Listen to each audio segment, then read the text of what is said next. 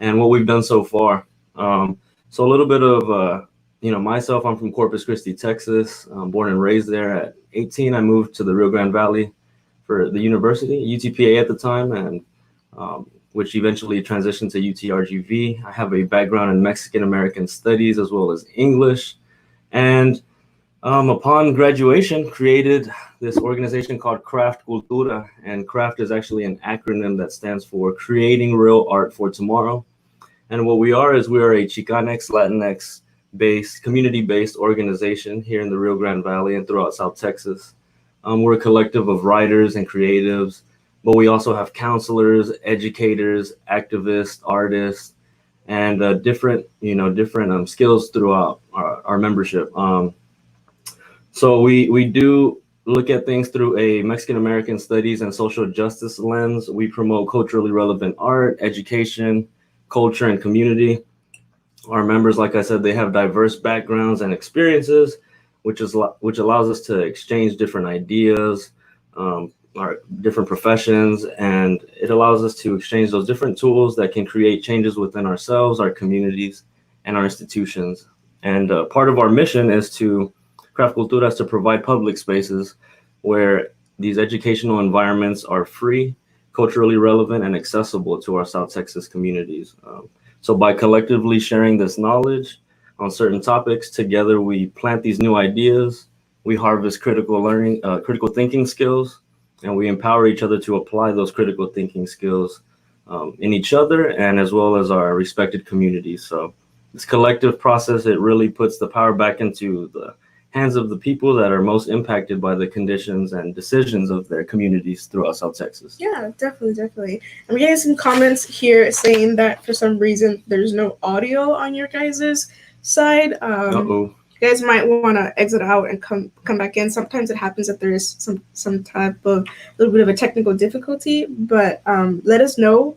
If anybody can leave me a comment to let us know if you guys are able to hear or not. But okay, good. Got a thumbs up. Thank you so much. Y'all hear? Thank you so much. Should we do that again? No, we should be good. So just kind of a little bit more of the intro. Well, we should be good. But just to let you guys know, if you guys leave a comment, all of you guys, it's working out. Okay, awesome. Thank you guys so much. A little bit of a minor technical difficulty. It happens to the best of us. It's okay. So for those of you guys that maybe didn't really hear it, but we are going to be having a raffle at the end of this stream today. So if you guys leave a comment, all of you guys are right now having a discussion about the technical difficulty. So everybody who leaves a comment down below will be entered in a chance to win a children's book at the end of this event. And also, if you guys have any questions throughout the entire interview for me or for Misael or for both of us, we are going to be opening it up at about 7 to 5 minutes at the very end of this interview to answer any questions that you guys might have. So any questions that you guys have, drop them in the comment section down below, and we'll go ahead and we'll be saving them on the side so that way we can answer them at the end of this segment. But so I guess my next question for you would be, how did Craftcultura, this nonprofit, how did it come about? How was it created? Yeah, well, one of our goals is to become a nonprofit by next year, 2021. And I guess the short answer for that is that after college, I wanted to create an organization that serves the community. Growing up, we didn't really see ourselves in South Texas as Mexican Americans represented in media, in books, and curriculum. So I always wanted to create a platform now that we do have social media where our narratives were told and told by us. Yeah. But maybe a little bit more of the human answer, the longer answer to that question is that Craftcultura is a product of so many people in South Texas that invested in me throughout my life. And they raised me, they taught me. So Craftcultura is a product of my parents, Valentin and Yolanda Ramirez, that migrated to Corpus Christi in the late 80s. Shout out to Mom, Dad. Shout out, Mom. Love you, Mommy. And, it's a product of that sacrifice and that hard work and, the ability to navigate in a country where they don't dominate the language or the culture, yet still raise two sons, my brother Christian and myself, and sacrifice their own dreams. That way that we can pursue our own dreams. Craftcultura is a product of my friends that didn't necessarily have the resources or privileges or academic encouragement to continue with their own higher education. But now they have their own kids, and we have to look out for them, and they're still loyal members of the South Texas community. Craftcultura is the product of all the educators that encouraged me instead of diminished me. The ones that really allowed me to foster my passion and turn it into use it in academia. So I really owe a lot to those educators that took the time outside of their 9 to 5 to invest in our communities. And Craftcultura is also the product of our indigenous ancestors that have always been creators and innovators. And I think we follow the legacy of that, Craftcultura. Our symbol is a pyramid and the palm trees, which pays homage to, our past, but also our current region here in South Texas. As soon as you drive in, you see those palm trees, but that pyramid also reminds you of, the indigenous land here. And Craftcultura is also a product of the 1960s Chicano movement. And all those folks that, came from, that fought for education in our communities, really. Without them, we wouldn't have programs such as Mexican American Studies, which I'm a product of. So it's a little bit of a lot of seeds that have been planted for decades and decades and decades, and seeds that were planted with love. And Craftcultura is sort of my attempt to continue that legacy, and everybody has a different craft, and we're trying to push the culture forward. So that's a little bit of what craft is. Nice. So why a nonprofit in the Valley? Well, first off, the Valley has the best food, the best torta. So we ain't gonna, that's a whole nother discussion. But we'll leave that discussion. Yeah. Comment your favorite food, but no, I mean, it's where I moved here when I was 18. It's where I came to age. It was the first time I was like independent over here, and the Rio Grande Valley always opened their arms to me. I felt comfortable here. I saw myself here, and it was really the place where I felt home away from home. I think many of us that grow up in South Texas and have never left, we can't wait to move out. And usually education is that, that vehicle that shows us the world and takes us out. But many times we learn these skills and, we get our degrees and we end up applying them to other cities and other communities, more established communities. And we don't come back here. So, I think the Rio Grande Valley, not only is it my new home, but I have a deep love, being that I am from South Texas, Corpus Christi, Texas, and moved here. I've been here 10 years now. I feel that not only do I have a love for the community, but I also know where where our needs are. And I want to be able to establish something here where, you don't have to leave to make change in your community. And we can reinvest back into our own communities here. Nice. Before we get a little bit more into the nitty-gritty, I just want to give a thank you and a shout out to Grand Coffee Company, our friends Marianne, Serge, all of our baristas out there. Thank you so much for sponsoring today's Coffee Talk with our cafecitos. We definitely need it. It's a Monday, so we got those Monday blues coming on. So thank you for Grand Coffee Company for sponsoring today's Coffee Talk. Always coming through, Grind. We love you guys. So to kind of get into a bit more, let's go ahead and dive deep a little bit more. Taking advantage that you do have a background in, Mexican American literature.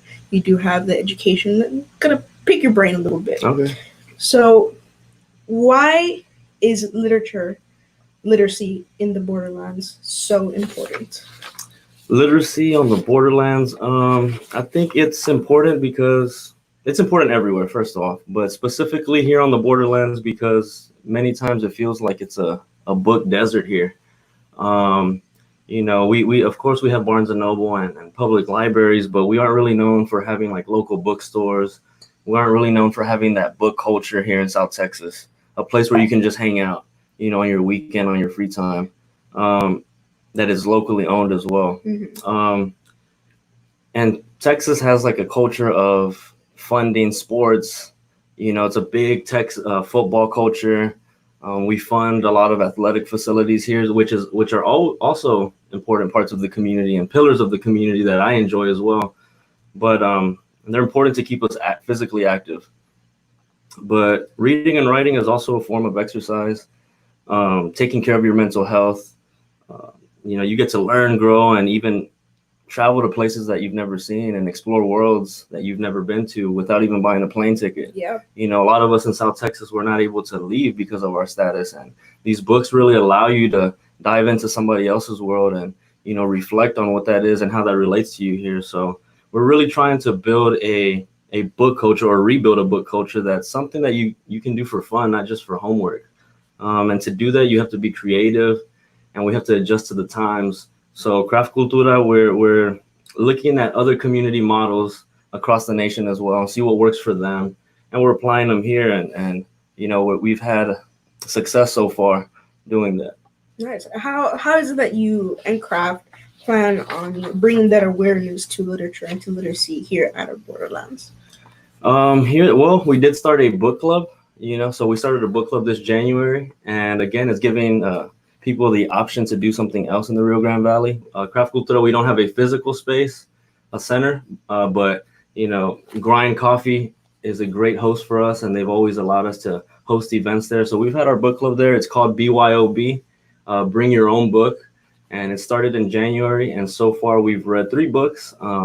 Heavy by Kiasi Lehman out of Jackson, Mississippi, a Black author. Kylie Reed out of Philadelphia. She wrote Such a Fun Age, also a Black author. And our 3rd book in March was Children of the Land, which is actually right here, Children of the Land. And that's by Marcelo Hernandez Castillo. Great book. Great book, recommend it. And due to the pandemic, the Rona, we had to put our book club on pause, physically meeting. And that's when South Texas Literacy Coalition reached out and said, hey, let's continue this. We have an audience. Let's continue these conversations, whether it's through online. And this is part of adjusting to these times. But yeah, book club, it's, you know, I think the drive for that is usually there's this, you know, books and reading is this like isolating experience. You have to be quiet in a library. You know, it has a stigma of being this very formal group with rules and regulations, about trivia. And we're less about trivia. We're more about like book analysis. And we also wanted to do away with those like stigmas. And we wanted to make our book club very RGV, very colorful, very fun, community-based, and a place where you can spend your day off, make friends, build community, but also engage in text critically. So, you know, for instance, at Grind Coffee, Erica, one of the baristas there, who's also an art student, she, for our first book club, she made us some vegan conchas. So they were really good. Shout out, Erica. Super good. Everybody enjoyed them. So it's also adding our own traditions, you know, putting that food in there as well, which brings us together. She also made our bookmarks right here. And she used her, you know, graphic designing skills. And it says, share knowledge, build community, read books. And it has a book, a quote by Toni Morrison, which says, if there's a book that you want to read, but it hasn't been written, you must be the one to write it. And that's kind of our approach. If there's something in your community that you want to see, but hasn't been done, like we have to be the ones that do it. Yeah, it's like why you wait for something to be done? If you have the idea, if you have the drive, if you have, you know, everything that you need to do it, you know, do it yourself. You know, create your legacy, create your dynasty, if anything. You know, create what you want to leave behind for your future children and future grandchildren. So I love that. That's really, really cool. We're just trying to build a fun space as well. So hopefully, you know, we invite everybody to join our book club. You can follow us on Instagram, check out our past book clubs. We also have created a list right now that we're still kind of quarantined of Black literature, Afro-Latinx literature, and Indigenous literature that you can follow us on our Instagram and Facebook and share that with the community. And we also have Craft Historias, which we promote South Texas writers to submit their own original short stories and poems. And we get one of our graphic designers to create art that complements that poem. And we publish your work. We're currently working on a website as well to archive all this. But right now we're using our social media to promote this. So if you look today, we just promoted a new poem called Manzanilla by Adriana Chapa. And she's an educator here in the Valley, but has always aspired to be a writer. And we're glad to give her and other writers that platform to apply their skills or passions. Definitely. As far as book club, I know I was able to sit into one of your last in-person book clubs. And I would like to mention, this isn't one of your regular book clubs. Like Misa had said, it's not a quiet to yourself book. It's more of a discussion, if anything. Usually after they, speak about the book, speak about the author, I know that you guys get very deep into a specific passage of a book, and you guys discuss, reading between the lines and what does this specific passage mean to you. And with that, with the way that you guys do your discussions, for an audience member, for somebody that goes to book club, what you as a host and a creator of book club, what would you love for that person to leave with when they leave a book club meeting? Yeah, well, first off, would love for them to leave with the sense of like, wow, I had fun. I didn't expect that, I've gone to book clubs myself and it was very quiet, or, not what I expected. And I wasn't encouraged to continue to go into more. So we hope to not only create a fun environment, but also, wow, I learned something new. I learned something from everybody there as well. So it's not that I have the answers or I'm reading the book. It's the fact that together we're sharing knowledge, we're sharing our experiences, and we're also creating our own stories through that. So yeah, we really want folks to come with an open mind as well, respect the opinions of others, and at the same time, develop critical thinking skills in which the book, it's not just a book, it's something that will forever be a part of you. Yeah. And there's that personal growth that you can apply to your own family. Growing up in Corpus Christi, I always loved reading and writing. From a young age, I was the spelling bee champion in 3rd grade. Shout out. But, we read Emily Dickinson through K through 12. We read Jane Austen. We read Edgar Allan Poe. We read William Shakespeare. And as I got older and I just started to, I guess, not take interest in it anymore. I understood that there were classics and there were good stories and good lessons in them, but these weren't discussions that I would have with my mom and my dad back home. They weren't discussions that I would have with my buddies after school. And I think, again, good lessons, but I couldn't connect on a cultural level. Yeah. So we never read Toni Morrison. We never read Audre Lorde. I didn't know who Gloria Anzaldúa was. I didn't know who Sandra Cisneros was. We never read books from our community. I never read one book by writers of color. So, fast forward to college, and once again, I'm taking French literature, and I feel that I don't have a place here. So I remember not feeling that I fit in academia. And my brother actually set up an appointment with me and Dr. Stephanie Alvarez, who at the time was the director of the Mexican American Studies program. And she pretty much had like my entire courses. And she just listened to me, heard me out, and asked me what some of my passions were, which writing was as well. And she guided me to take an Intro to Latino Literature course. And I think from there, the rest of my academic journey, the books really saved my academic life. This big book right here was the first book that, we had to get in that class. And I was just like, oh my God, that's a huge book. But it's filled with, Latino and Latina authors, Puerto Rican authors, Dominican American authors, Chicana authors, LGBTQ authors. So I never knew that we were writers in the first place. So how could I ever aspire to be one? Yeah. And this book just had stories with, funny names and funny towns and stories that we could relate to. These were actually conversations that I could call my mom from Edinburgh, Corpus, and be like, hey, ama, leí esto y este junior acá se llama así. And, and these stories were relevant. Yeah. And they were funny, and they could participate in my education as well, which I feel was important. And I went from being a very shy student to, just being engaged. And so, yeah, I think, I owe a lot to the educators that guided me in the right direction. I fell in love with the literature so much that I ended up changing my major to Mexican American Studies pretty late in my academic career.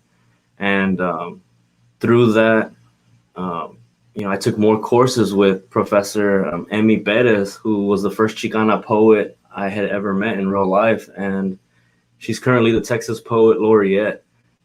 She's a professor at UTRGV. And I remember she would always tell us, to, as soon as we got to class, to write whatever was there, write. And she would always tell us, go for the jugular, go for the jugular. And we're like, well, what does that mean? But pretty much what it meant was write from your heart first, write from your soul, and then we can edit and structure second, you know. And I think a lot of educators, it's the other way around, you know. And when you see those red marks as a kid on your paper, you start to feel discouraged, and you feel, man, maybe my story of growing up in South Texas isn't valued and worth it. Maybe I don't belong in the classic section. So it was these educators that really took the time to invest in all of us. And, you know, that was one of those times that I was like, all right, I'm in the right place, and I can apply these skills. Definitely. I mean, I can completely relate, you know, coming from, you know, me as a person. You know, I struggled a little bit when in K-12 schools. I just, like I said, you know, English was never my favorite or best subject. It was always a subject that I struggled most in. I failed, I think, a few EOC or STAR tests back in the day, and I had to go to summer school to retake them. But it wasn't until, again, you know, I had the educators in that support system that helped me out during my high school times that I was able to not only pass my English or my reading literature exam, but I was able to excel. That was then became my best subject when I was in high school. So I definitely agree with, you know, making sure that you have that support system, one, and that you have that exposure to literature that you can relate to, so that you can be comfortable reading and talking about literature, discussing. And also going back to, you know, being able to relate to local Latinx authors. I know I was reading a passage from Gloria Saldua just a few days ago. I was sitting in my living room with my coffee. I think it was a Sunday, and I was reading a passage from Gloria Saldua, and she mentions some of her passages are both in English and in Spanish. And, you know, Spanish was my first language, being that my family is from Mexico. But from being in the school systems, I lost a bit of my Latin Spanish tongue. So I still have trouble with certain words. And I remember I asked my mom, I was like, Mommy, what does this mean? And she was like, oh, that means this. And then she read it, and she was like, why are you reading a book in Spanish? And I was like, oh, it's both Spanish and English. It's from this lady. And my mom just started. And my mom is more fluent in Spanish than in English, but she was able to read and understand the passage from Gloria Saldua that I was reading as well. So we both started reading it together, and we both started discussing about it. And I told her, Mom, what would you say if I told you that this lady is from the Valley? She's from down the street. She's from Hartville. She's like, no te creo. No puede ser. She has to be from somewhere up in the United States. I think she has to be maybe from Aquí no es, del Valle no es. I was like, no, Mom, look at the back, look at the biography. And sure enough, she graduated from UTPA back in the day, and then went to UTSA. So my mom herself was very astonished to see that such beautiful and amazing and relatable literature was from somebody that could have been our neighbor back in the day. So it's a type of literature that I had not been introduced to until I met Misael, kind of putting you on the spot here. Oh man, I didn't even know that. I didn't know that story. Thanks to Misael and Craftcultura, he introduced, you know, local, not only Latin literature, Latin authors, but he introduced local authors to me. And it was amazing to see, you know, how much amazing content and amazing stories and amazing literature we have that were products of the Valley. So I think that's something incredible. And I think that's something that other people, kind of like the light was shined on me about this type of stuff. I feel that it's very important that other people know that, you know, we're the Valley, but, you know, you need to say it proudly. We are the Valley. We have amazing people and amazing productivity and amazing things that have come out of our culture. So being proud of our background, of our culture, of our home, what we call home, is very, very important. Yeah, definitely. And being proud every day, year round, not you know, once a month or you know, and a lot of it goes back to the literature. You know, we're usually proud of like our food and our celebrations, and we're good at all that. But, you know, when you read authors from our community, you're even prouder. You're like, wow, like we can write like that. Like you said, she writes in Spanish, English, Spanglish, Tex-Mex. And she really revolutionized literature, especially here on the Borderlands. And it shocks me that when I was an undergrad, Google honored her. And I started asking students around campus, hey, do you know who that is on Google? And they had no idea. So it's like, this is an internationally known, writer from Hartgill, from the Valley. And we don't know about that. We don't have these, monuments on campus. We don't have the Gloria Anzaldúa Library honoring folks like that. And I think that's important. It goes back to representation and curriculum and, implementing Mexican American studies courses, ethnic studies courses at an early age to where you don't have to become, stumble upon a class by accident where you read it. So that's one of the goals of Craft as well, is to introduce literature to the youth at a younger age, that they don't have to wait till their 20s or 30s to read this for the first time or leave the Valley to read this. We're trying to really, create events that are centered around community. And books are a great way of bringing that community back. Because I remember growing up, my mom would take me on the weekend. This is pre-social media. She would take me to the library. I'd be, she'd give me books for the book fairs. I'd buy Curious George, Captain Underpants, and those books were expensive. They were expensive. They're expensive. So I commend South Texas Literacy Coalition for the work that they have been doing. It's a lot of behind the scenes work, a lot of invisible labor, and I'm honored to be here with the organization that donates books, to the community, to all the different counties within South Texas. So thank you for that. Yeah, definitely. Now, as a person sitting at home watching us right now, I'm seeing our comment section blowing up. Everybody's so excited and has so many things that they want to say and so many things they want to talk to us about. But for those people right now that are at home that I'm hoping we're inspiring, what can the people at home do to support Craftcultura and their cause and their mission? Yeah, I think, simply what you can do, you're already doing it, is you took time out of your day to follow South Texas Literacy Coalition and watch this Facebook Live. But you can also follow us on Instagram and on our Facebook page. You can check out our past events and look up for upcoming events, and kind of see a little bit for yourself of what we're about, what we do. Yeah. Like I said, our members have we do push literacy and reading, but we do also have members that have different backgrounds. We have educators, we have counselors, we have artists, we have activists, and we have youth and elders. So we're a pretty diverse group of community members that try to, understand our role and see where our role fits in that. But because a lot of this is volunteer based, this is completely grassroots. This is people taking time to help Craft develop and grow. We also we're looking for sponsors as well. If you're in the Rio Grande Valley and you think that maybe Craftcultura can host a book club in your city, whether that's Harlingen, Brownsville, San Juan, Mission, reach out to us, message us. You can email us at craftingcultura@gmail.com, and we would love to collaborate and, take one of our discussions to your city and engage in your community, throughout South Texas, not just the Rio Grande Valley, but all the way to Corpus, Falfurrias, Atlas, wherever you may be. We're trying to really hit these places that have the most marginalized communities.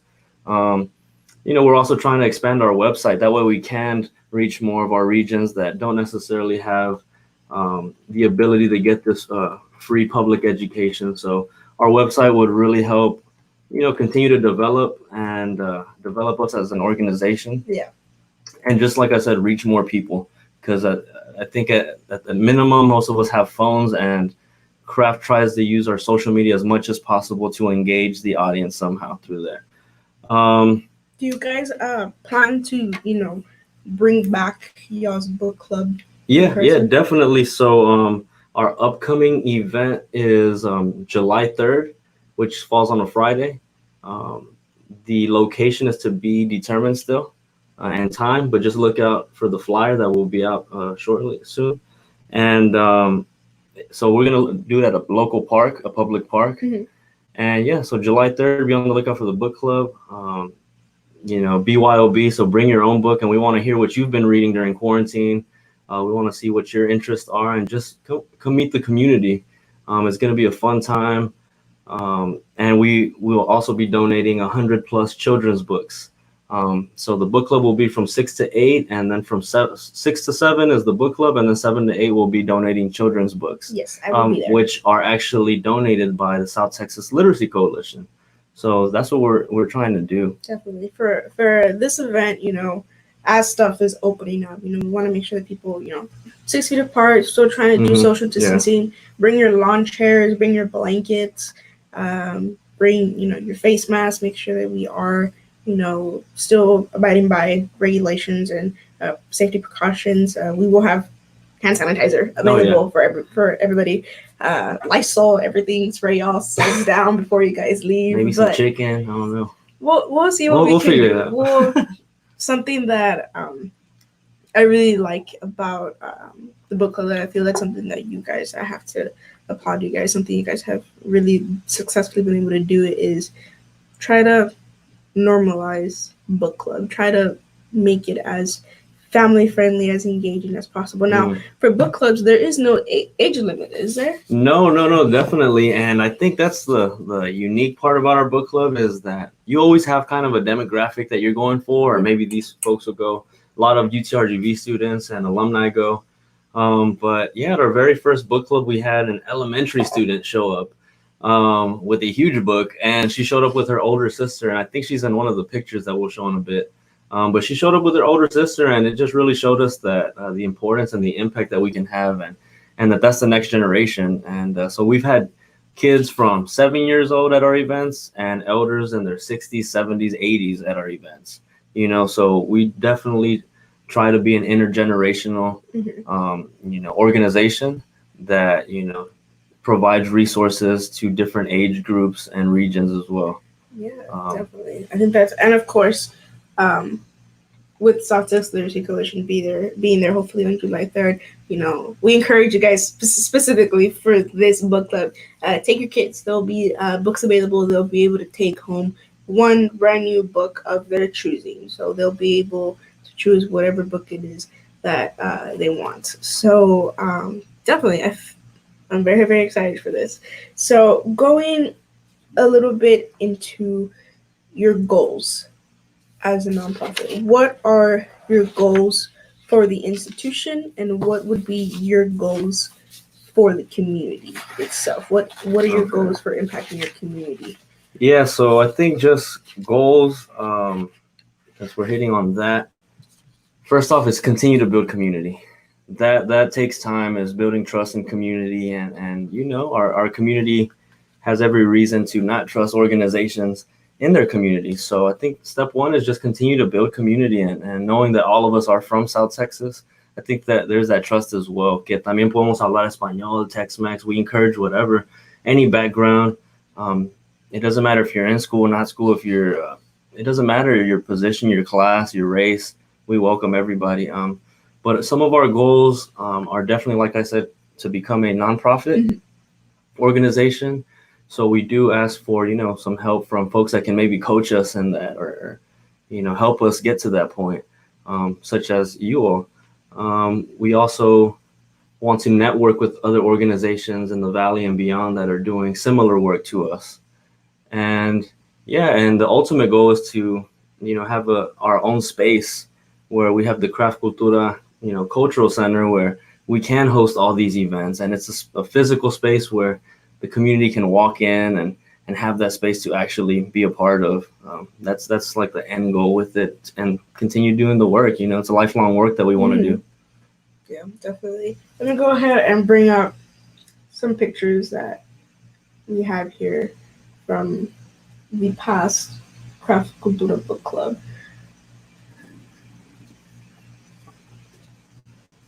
So those are our bookmarks. Shout out to Erica. Thank you so much. Thank you, Erica.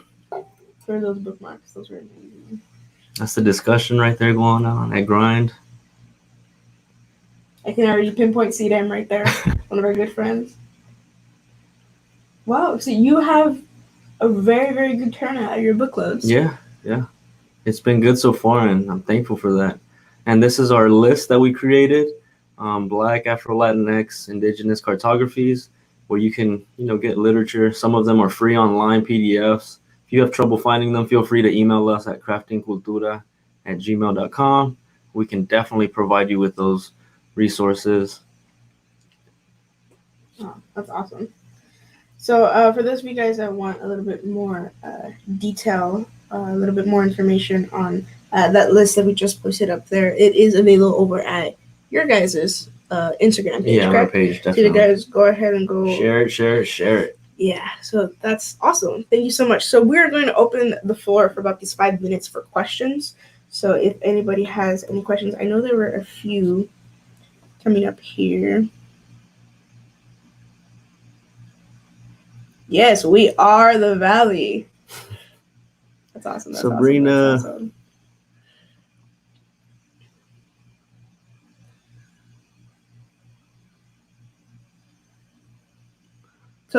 So there is no age limit for book club.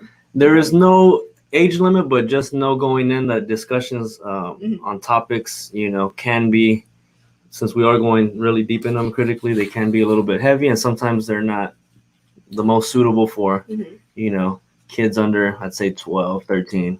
Not that they're not ready for that, but it's just, just be cautious of that if you do bring a kid, that we are having discussions. But we do want to have discussions for kids as well in the future. Okay, I believe we do not have any more questions. So let's go ahead and do our spin the wheel. Sábado Gigante style. That's so true. Sábado Gigante style. Wow, I did not think of that. So everybody who did leave a comment down below, your name should be on the wheel for today. What book will they be giving? So we are going to be giving away a bit of a package. So this is going to be it's a bit of a family package. So we do have, some chapter books here available for our teens, our early teens, high school kids. Miles Morales. We do have this book right here. There's a little bit more of an elementary book. And then, of course, our Disney princess, Elena. Oh, baby, you guys have maybe a little Princess Elena back at home that would really, really love this. So it's cool. It's a good package. Good package, good selection.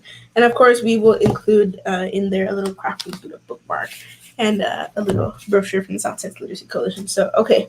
Are you guys ready? Drum roll. Do this. All right, let's see. Sábado Gigante wheel. Oh, Rosario Garza. Hey, congrats, Rosario. Congratulations. I'll go ahead and be sending you a private message to let you know that you have won in case you're not still on here. I'm not too sure. I can't really tell who's still on here. But we'll go ahead and send you a message with instructions on when you guys can come pick up the prize. For those of you that maybe were not able to see, Rosario, you're still on here. You're welcome. Congratulations. So for those of you that maybe were not able to were not able to hear the entire conversation and would really love to hear what you kind of missed out on. So this segment, this live presentation, is going to be posted on our Facebook as a later posted video. So if you weren't able to see the entire live, you will be able to rewatch this video. Just a little heads up, there was a minor technical difficulty in the beginning with the audio, but besides that, we should be good. Also, if you have friends and family members that you feel would be very interested in this plática, we will be back at 2 p.m. with a Spanish/Tex-Mex version of this. Because I know my abuelitos and my mom, they're going to be tuning in at 2 p.m. to our Spanish version. So if you guys have parents or family members that speak a little bit more Spanish, we will try our best to get through our very broken Spanish. Don't judge us. Do not judge us. But please let me know when that happens. So our Spanish session is going to be today at 2 p.m.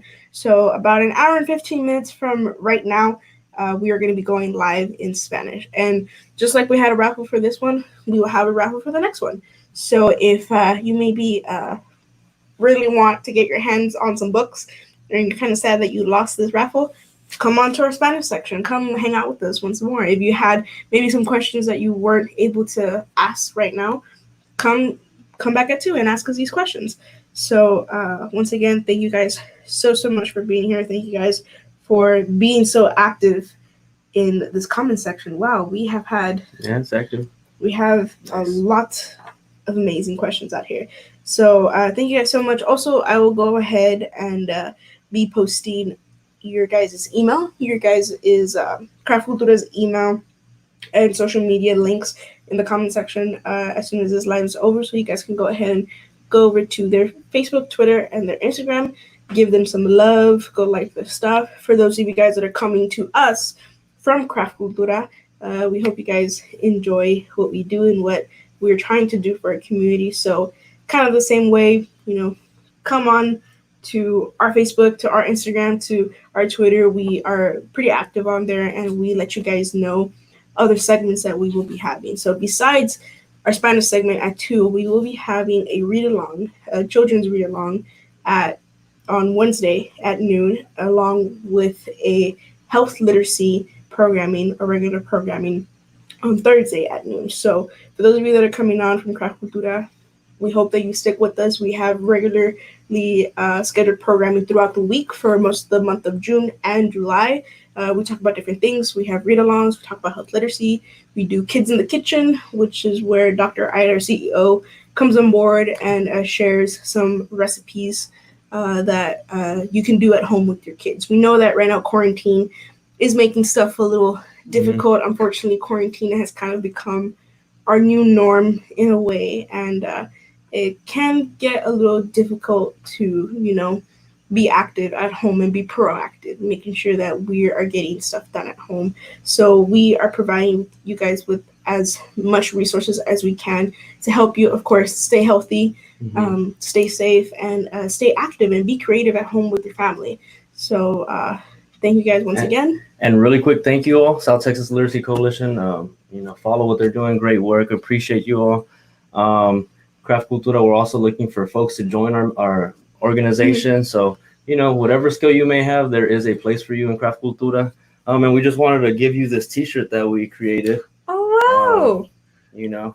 Thank you. This is for you all. Is it my size? It's for you. I think it's just yes, yeah. It's my size.